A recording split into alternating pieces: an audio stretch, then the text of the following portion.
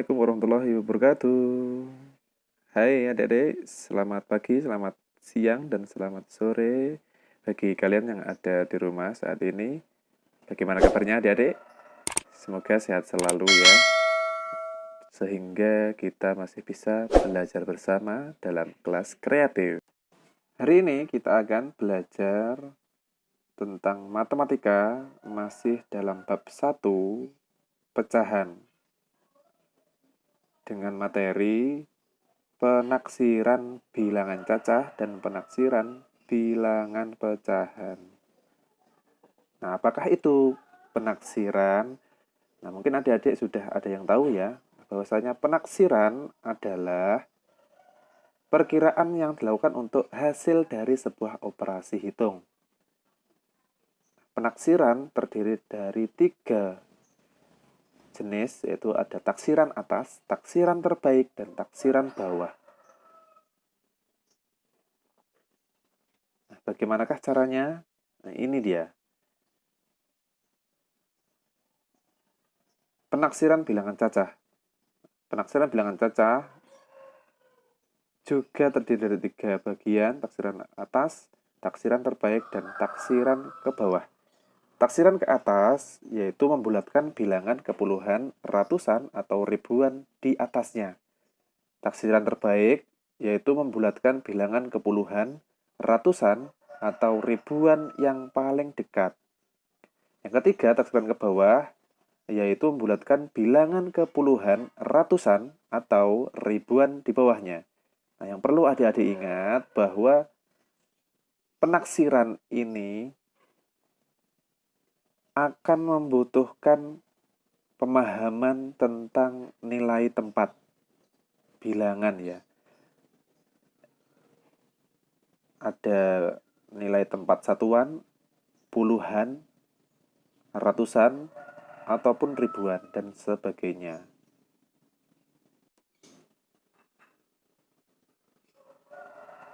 Bagaimana caranya menaksir ya, atau membulatkan bilangan cacah? Nah, sekarang silakan adik-adik perhatikan. Yang pertama, taksiran atas.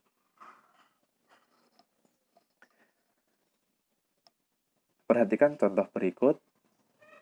1. Tentukan taksiran atas ke puluhan terdekat dari 134 ditambah 288.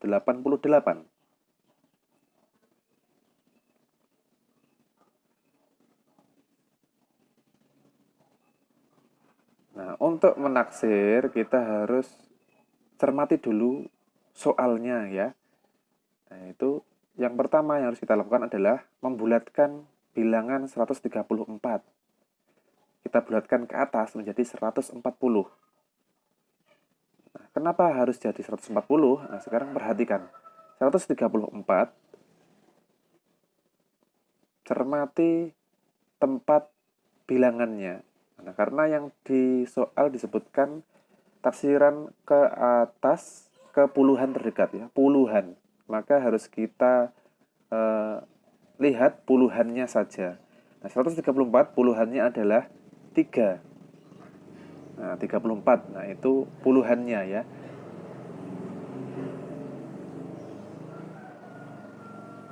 134, jika kita bulatkan ke atas, kita naikkan ke atasnya, maka menjadi 140.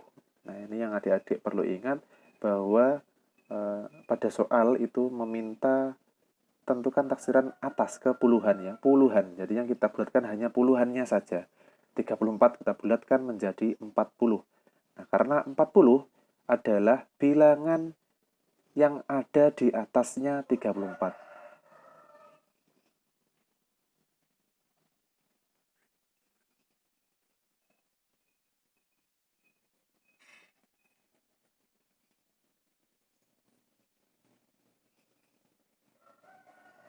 Kemudian 228 akan kita bulatkan ke atas menjadi 290. Nah, ini caranya masih sama dengan 134 yang tadi. Nah, yang perlu adik-adik ingat ya, adik-adik harus tetap ingat bahwa pada soal meminta kita untuk membulatkan puluhannya saja.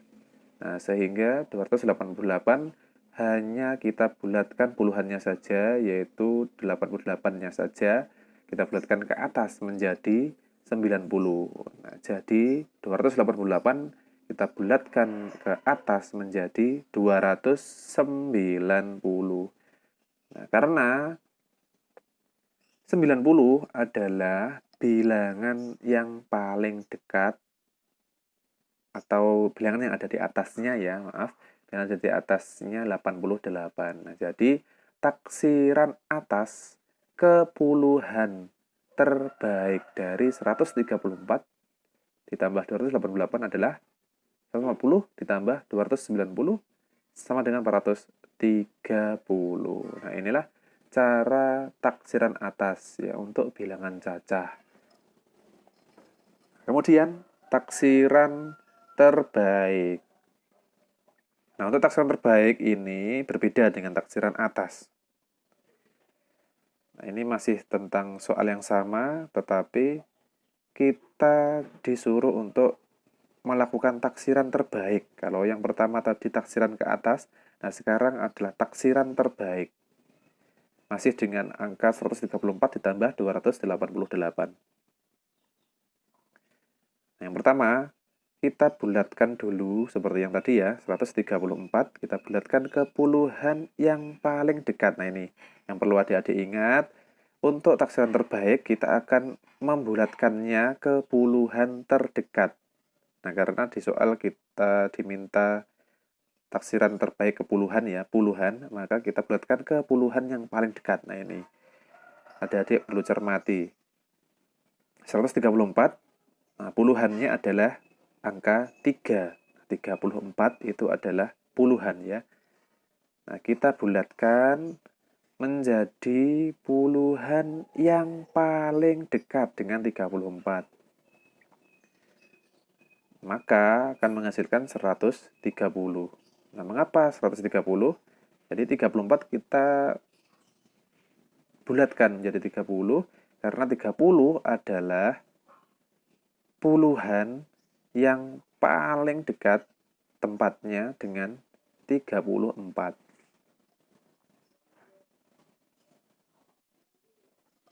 Nah, ini ya. Nah, ini taksiran terbaik ya adik-adik. Nah, bisa adik-adik pahami seperti itu.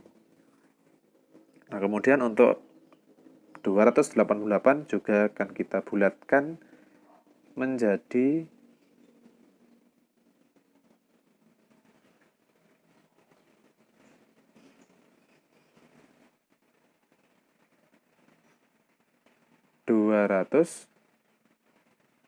iya, betul, 290. Karena 88 sangat dekat dengan 90. Nah, maka 88 kita bulatkan menjadi 90. Sehingga 288 akan menghasilkan 290. Nah, jadi taksiran terbaik ke puluhan terdekat dari 134 ditambah 288 adalah 130 ditambah 290 sama dengan 420. Catatan ya, ingat bahwa pembulatan ke puluhan terbaik, maka harus ingat bahwa bilangan 1, 2, 3, 4 kita bulatkan menjadi bawahnya ya, dekat dengan bawahnya, sedangkan 5, 6, 7, 8, 9 dekat dengan bilangan atasnya. Nah, sekarang taksiran bawah. Nah, contoh, tentukan taksiran bawah ke puluhan terdekat dari 134 ditambah 288. Nah, sekarang kita akan menaksir ke bawah. Nah, untuk taksiran ke bawah harus kita jadikan bilangan bawahnya. 134 kita bulatkan ke bawah menjadi 130 karena 34 ya puluhan, di soal diminta puluhan, 34 itu dekat bawahnya. Jadi bawahnya 34 adalah angka 30. Nah, sehingga 134 jika kita bulatkan ke bawah maka akan menghasilkan 130. 30. Nah, ini untuk taksiran bawah ya adik-adik ya. Jadi adik-adik harus ingat-ingat ini.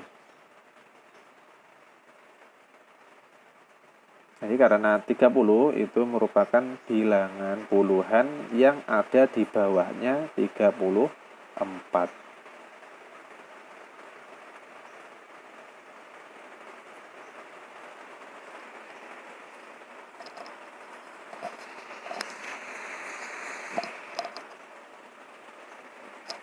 Nah, kemudian 288 kita bulatkan ke bawah juga menjadi 200. Oh, maaf ya, harusnya 280 ini. Maaf adik-adik, ini ada kesalahan sedikit ya. 288 harusnya kita bulatkan ke bawah menjadi 280. Nah, ingat karena yang kita bulatkan hanya puluhannya saja. Jadi 288 nilai puluhannya ditempati oleh angka 8 ya. Jadi 88 itu nilai puluhannya dan itu yang akan kita bulatkan karena pada soal meminta untuk pembulatan ke puluhan terdekat. Nah, maka hanya kita bulatkan puluhannya saja. 88 kita bulatkan ke puluhan di bawahnya. Nah, karena mintanya tadi taksiran ke bawah. Nah, berapakah taksiran ke bawah 88? Nah, taksiran ke bawah 288 adalah 280. Nah, jadi yang perlu adik-adik pahami dan ingat bahwa dalam penaksiran ke puluhan terdekat, yang kita taksir hanyalah puluhannya saja. Jadi kita akan mencari berapa puluhan yang dekat dengan puluhan pada soal. Nah, jika soalnya 288 dan tempat puluhannya 88, maka yang paling dekat dengan 88 adalah puluhan 80. Nah, sekarang kita lanjutkan pada penaksiran bilangan pecahan. Pada penaksiran bilangan pecahan, nanti ada sedikit perbedaan ya adik-adik ya. Kalau pada penaksiran bilangan cacah tadi kita akan menaksir satuan, puluhan, ratusan, atau ribuannya. Nah, untuk bilangan pecahan kita akan menaksir pecahannya. Nah, pada bilangan pecahan ini kita akan menaksir pecahan biasa, pecahan campuran, desimal, dan persen.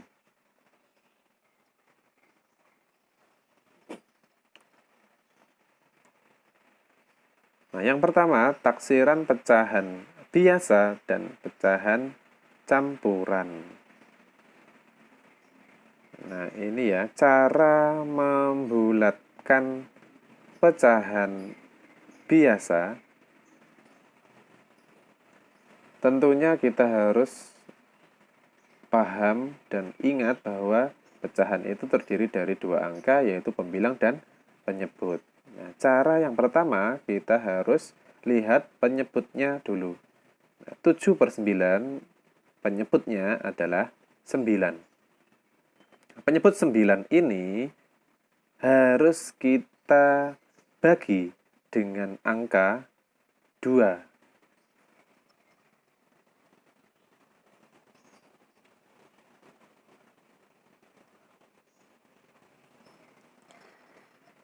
Jadi bagilah penyebutnya dengan bilangan 2, dengan angka 2 ya adik-adik. Nah, maka akan menghasilkan 9 dibagi 2 sama dengan 4,5. Nah, setelah kita selesai membagi penyebutnya, sekarang kita akan membandingkan pembilangnya dengan hasil pembagian penyebut. Nah, ini harus kita lakukan supaya kita mengetahui apakah pembilangnya lebih besar atau lebih kecil dari hasil pembagian penyebut. Jikalau hasilnya lebih besar, seperti contoh 7 lebih besar dari 4,5, maka kita akan membulatkan pecahan 7/9 ini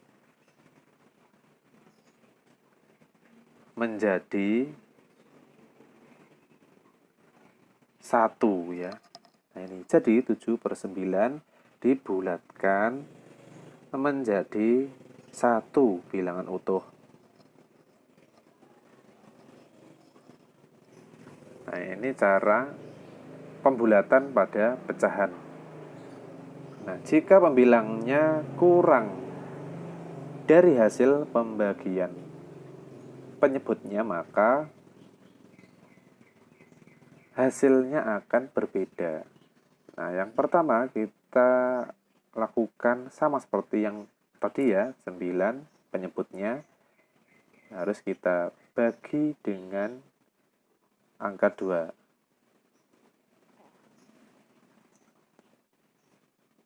Nah, ini tujuannya untuk mengetahui berapa bilangan yang ada di tengah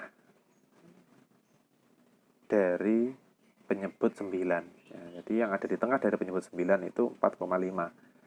Kemudian kita membandingkan pembilangnya seperti tadi. 4 kita bandingkan dengan 4,5. Nah, maka dapat kita ketahui bahwa 4 pembilangnya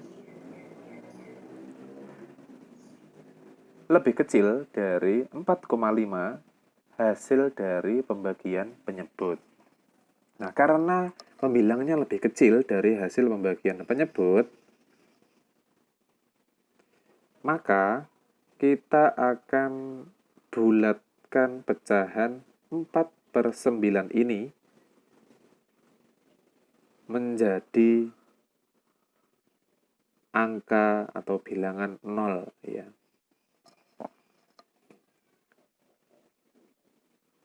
Nah, itulah pembulatan pada pecahan biasa. Nah, sekarang cara membulatkan pecahan campuran. Pada dasarnya, cara pembulatan pecahan campuran sama dengan pembulatan pecahan biasa, namun ada sedikit perbedaan pada hasil akhir. Ini caranya masih sama ya, seperti pecahan biasa yang tadi. Kita bagi penyebutnya dulu dengan angka 2 dengan tujuan untuk mencari nilai tengahnya. Nah, jadi nilai yang ada di tengah-tengah 9 berapa ya? Nah, ini berlaku pada semua penyebut.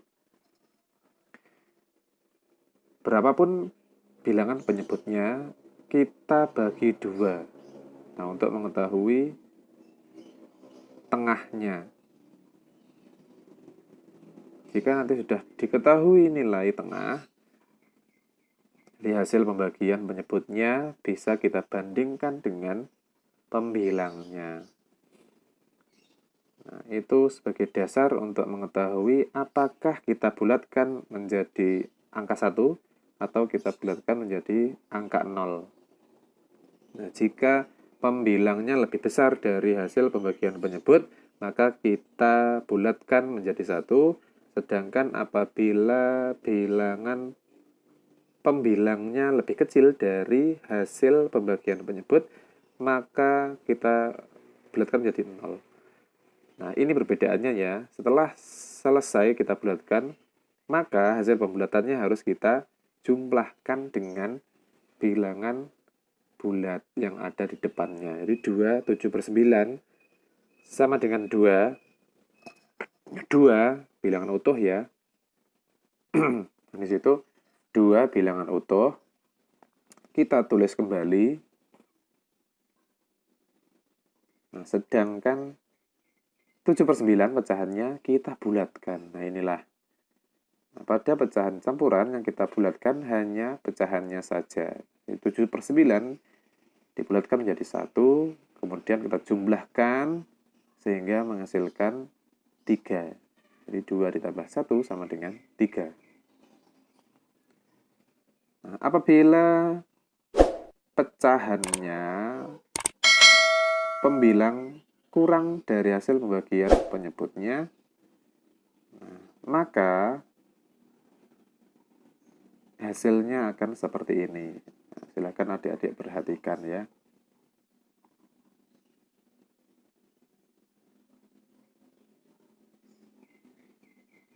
Caranya sama.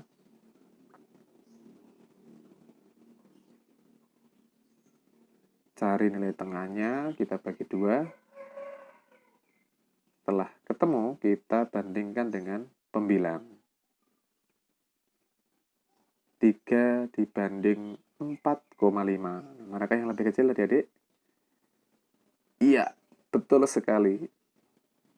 Dari 3 dan 4,5, yang lebih kecil adalah 3. Pembilangnya lebih kecil dari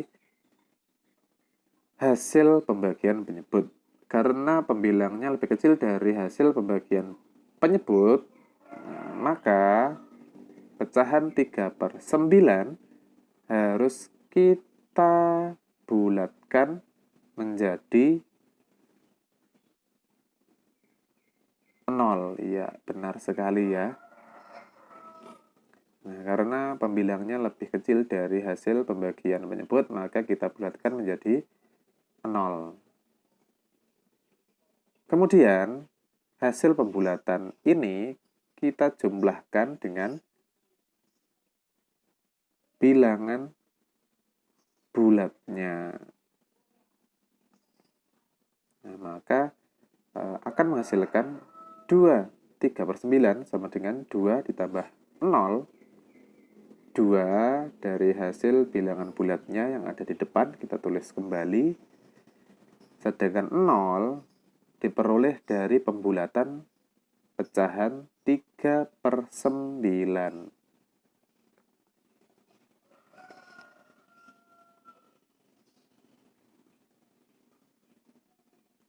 Sehingga apabila kita jumlahkan 2 ditambah 0 akan menghasilkan 2. Nah, ini adalah cara pembulatan pecahan campuran. Cukup mudah ya. Nah, adik-adik hanya tinggal memperhatikan pecahannya saja. Nah, contoh dalam penyelesaian soal penaksiran pecahan ya adik-adik. Nah, di sini ada contoh soal. Tentukan taksiran dari 3/4 ditambah 2. 2/5 adalah. Nah, yang perlu kita lakukan pertama adalah kita bulatkan dulu masing-masing pecahannya. Nah, adik-adik ingat-ingat ya cara yang tadi. Sehingga 3/4 kita bulatkan menjadi 1. Sedangkan 2/5 kita bulatkan menjadi 2. Nah, kenapa kok 2? Nah, ini adik-adik harus ingat kembali yang tadi caranya tentang pembulatan. Nah, sehingga 1 tambah 2 sama dengan 3. Nah, itulah cara penaksiran pada pecahan biasa dan pecahan campuran. Sekarang kita lanjutkan pada taksiran desimal. Nah, masih ingatkah adik-adik tentang nilai tempat bilangan desimal? Iya, benar sekali ya. Jadi, pada desimal terdapat bilangan yang tempatnya dipisahkan oleh koma. Jadi ada bilangan yang di sebelah kanan koma dan ada bilangan yang di sebelah kiri koma. Nah, sekarang akan kita pelajari membulatkan sampai 2 bilangan di belakang koma. Nah, ingat bilangan yang di belakang koma kemarin adalah bilangan pecahan. Nah, di situ 2,164 ada 3 angka di belakang koma ya adik-adik. Nah, sehingga jika kita bulatkan menjadi 2 angka di belakang koma, nanti akan menghasilkan angka berikut. Jadi ingat bahwa 2 angka artinya per seratusan. Nah, itu ya. Jadi 2,164 bilangan yang menempati tempat perseratusan adalah angka 6. Jadi batasnya hanya sampai angka 6, 2 angka di belakang koma. Maka 4, nah yang di belakang ratusan, ini kita bulatkan. Nah, angka 4 itu dekat dengan angka 0. Nah, maka 2,164, maaf ya, 2,164 kita bulatkan menjadi 2,16. Nah, karena batasnya hanya sampai 16, maka kita pisah. 2,16 kita tulis sendiri, kemudian kita jumlahkan dengan 4. Nah, karena 4 itu menempati posisi per seribuan, maka harus kita tulis menjadi 0,004. Karena tempatnya ada di sebelah kanan nomor 3 ya adik-adik, maka harus kita tulis seperti itu, 0,004. Nah, itu artinya bahwa 4 adalah per seribuan. Nah, sehingga akan menghasilkan 2,16 ditambah 0,000. Nah, karena 4 kita bulatkan menjadi 0, ya, nah akan menghasilkan 2,16 saja. Nah, jadi dari desimal yang tadinya 3 angka di belakang koma menghasilkan bilangan desimal dengan 2 angka di belakang koma. Nah, sekarang kita belajar membulatkan sampai satu bilangan di belakang koma. Masih tentang angka yang sama ya. Kita bulatkan hanya sampai 1 di belakang koma, artinya hanya kita bulatkan menjadi per 10. Masih tentang bilangan yang sama yang tadi 2,164. Hanya bedanya, kalau yang pertama tadi kita bulatkan menjadi bilangan desimal dengan jumlah pecahannya 2 di belakang koma. Sekarang kita bulatkan sampai 1 angka di belakang koma. Nah, ini. Jadi yang perlu adik ingat, 1 angka di belakang koma itu artinya persepuluhan. Maka batasnya hanya pada angka 1. Nah, itu ya, karena di belakang koma yang urutan nomor 1 adalah angka 1. Nah, sehingga kita harus bulatkan angka 64-nya. Nah, 64 karena dekat dengan angka 100, maka kita bulatkan menjadi 100.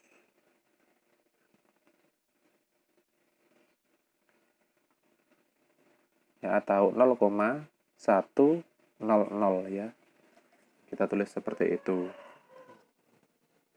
Nah, ini dia. Jadi 2,164 kita bulatkan menjadi 2,200.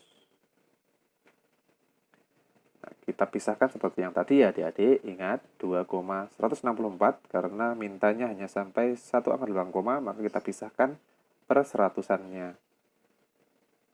Maka menghasilkan 2,100 ditambah 0,064 sama dengan 2,100. 0,064 kita bulatkan menjadi 0,100. Nah, karena 64 dekat dengan angka 100 ya. Sehingga menghasilkan 2,200. Jadi 2,164 sama dengan 2,200 atau sama dengan 2,2. Nah, ini ya menghasilkan satu angka di belakang koma, 2,2.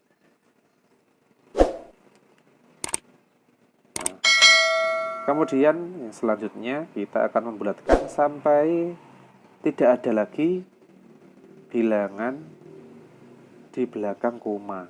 Jadi kita hilangkan semua ya bilangan di belakang komanya sehingga komanya hilang. Bagaimana caranya? Nah, caranya seperti ini ya. Karena kita bulatkan sampai tidak ada bilangan yang berada di sebelah kanan koma atau di belakang koma, maka yang harus kita bulatkan adalah semuanya dari bilangan yang berada di sebelah kanan koma. Ada 3 angka di belakang koma, akan dibulatkan sampai tidak ada angka di belakang koma lagi. Nah, maka 164-nya kita bulatkan. Nah, karena 164 itu dekat dengan angka 0, maksudnya pembulatannya untuk acuan adalah angka di bawahnya dan angka di atasnya. Nah, angka di bawahnya 0 dan angka di atasnya 1000. Jadi 164 itu lebih dekat dengan angka 0. Nah, maka 164 kita bulatkan menjadi 0.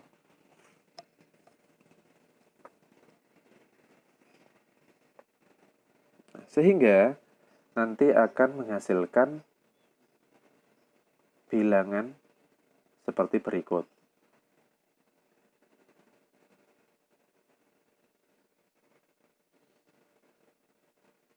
2,164 sama dengan 2,000, karena 164-nya kita pisah, maka kita tulis 2,000 ditambah 0,164. Nah, ini ya, antara 2,164 kita pisahkan, sehingga menghasilkan 2,000 ditambah 0,164.